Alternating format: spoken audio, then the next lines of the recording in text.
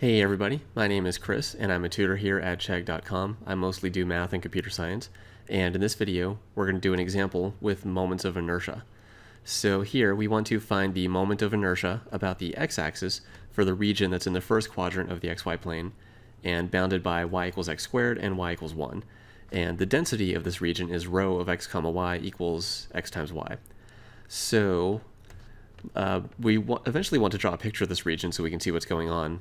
We don't really have to, but if we can do it, we might as well because it'll help us out quite a bit.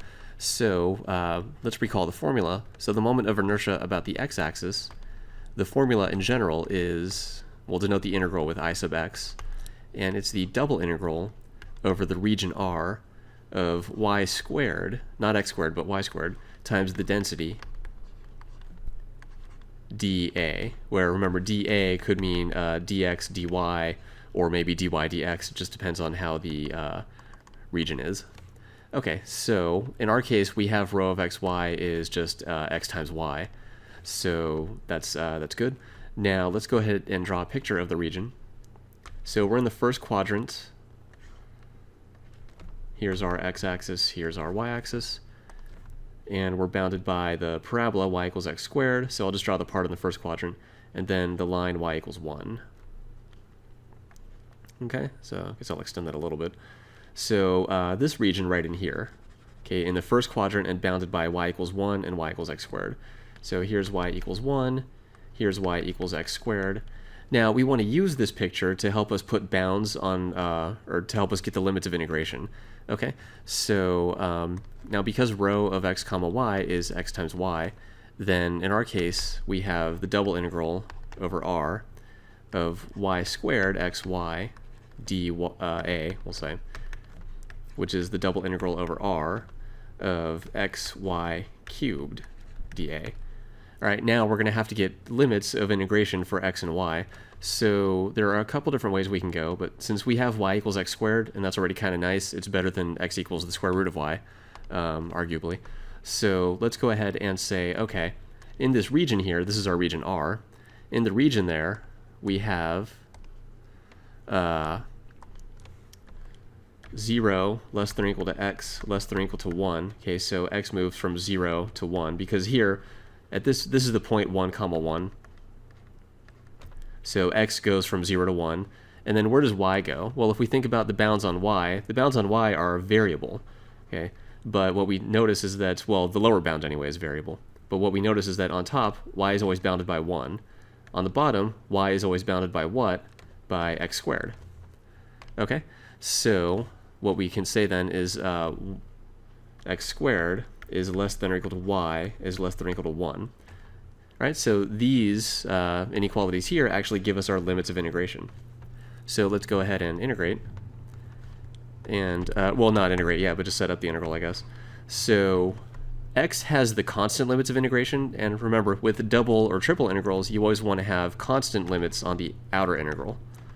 So 0 to 1 of the integral from x squared to 1. If your final answer is supposed to be a number, you should have the constant limits on the outer integral. So x squared to 1 of xy cubed, and then dy dx. All right, so this is dy dx because we're going to integrate with respect to y first, or what I should say is the inner integral corresponds to dy, and the outer one corresponds to dx. So the inner one of these is dy, the outer one of those is dx. Okay, now let's just go ahead and integrate. So note that as far as y is concerned, x is a constant. So when we do the inner integration here, just treat x as a constant. So x is basically a constant factor, or a constant multiple of y cubed. So then this is going to be equal to the integral from 0 to 1 of x times 1/4 y to the 4th, where we evaluate y from x squared. So let's go ahead and fix that and make that a little easier to read. We evaluate y from x squared to y equals 1. And our dy is gone now because we did this integration here, but our dx is still there, so can't forget that. Now let's go ahead and go to the next page and evaluate this.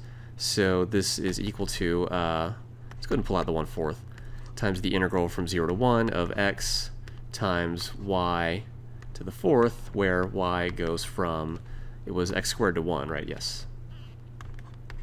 X squared to y equals 1 dx. Okay, so I'm putting the y equals here, which we usually don't do, but putting the y equals there just so that we're clear about what's being evaluated and where. Never hurts to be too clear. So integral from 0 to 1 of x times, what's happening here now? Well, when y is 1, we just have 1 to the fourth. When y is x squared, we have x squared to the fourth, and then dx. Let me go ahead and change colors here. And then this equals 1/4 times the integral from 0 to 1 of x times 1 minus, now x squared to the fourth is x to the 8th. Remember, when you do something like this, you want to multiply the exponents, and 2 times 4 is 8. So that's what we get there. And then we have 1/4 times the integral from 0 to 1 of, now we distribute the x, and that's x minus x to the 9th dx. Okay, so now this is just a plain old calculus 1 type integral, so let's come up here and do that. And that is, let's change colors for that, and that's going to be 1/4 times 1/2 x squared minus 1/10 x to the 10th. So parentheses around that because the 1/4 is being multiplied by all of that, and then we evaluate from 0 to 1. Okay, and now here we only have one variable left, so we don't really have to write the x equals if we don't want to.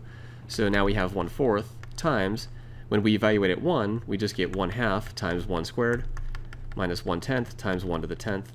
And then we also want to subtract and evaluate at 0, but notice when x is 0, this is 0 and this is 0. So that's great. That really simplifies things quite a bit for us. So just minus 0. And then 1 squared is 1, 1 to the 10th is 1. So we really just have 1/4 times 1/2 minus 1/10. All right, so let's go ahead and simplify, squish everything together into one fraction. So we'll get our common denominator. And common denominator here inside of the brackets is 10. So let's go ahead and say, well, what we can do, a lot of different ways to think about this, but let's multiply this by 5 over 5. So then what we have is 1/4 times 5 over 10 minus 1 over 10, which is 1/4 times 4 over 10. So the 4's cancel, and we're just left with 1/10. So 1 divided by 10 is our moment of inertia about the x-axis for this region here. Okay, so the answer is 1/10, and this has been an example of finding the moment of inertia about the x-axis for a given region. I hope you found this video helpful, and thank you for watching.